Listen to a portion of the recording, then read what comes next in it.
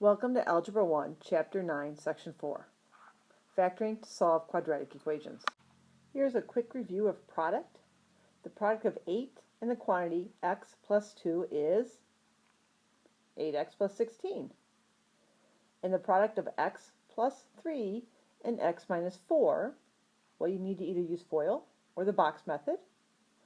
And in either case, your solution should be x squared minus x minus 12.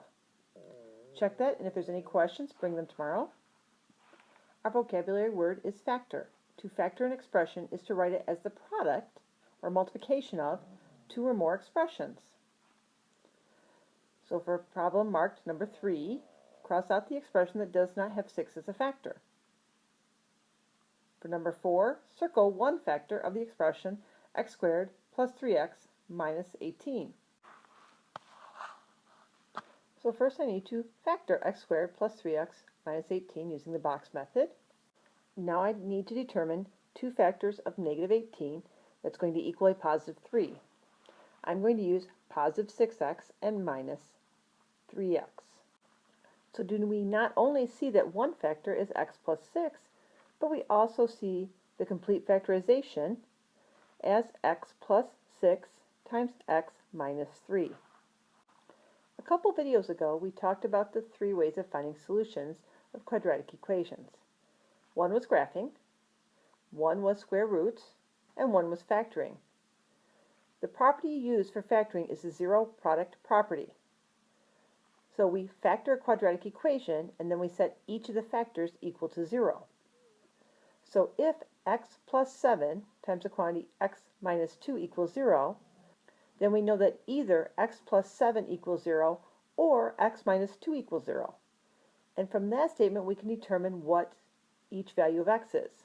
For problem 7, if we know that the quantity x minus 5 times the quantity x minus 8 equals 0, then once again, we know that one of those must equal 0.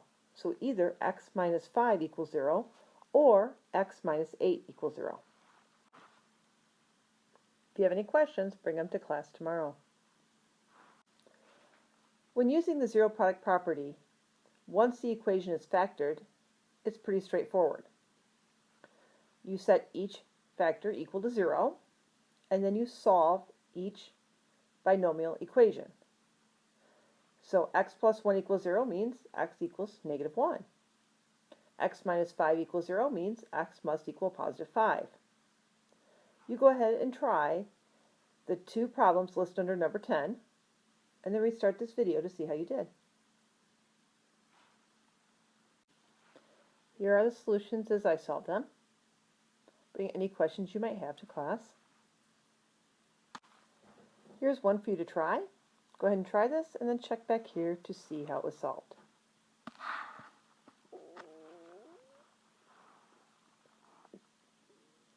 Okay, to solve this, I set each individual factor to 0. So I get 4t plus 1 equals 0, or t minus 2 equals 0. One or the other must equal 0 for it to be a true statement. As you can see, that means that t will either equal negative 1/4 or t will equal 2. So my solution set is negative 1/4 and 2. Here are some steps written out to help clarify what we're doing.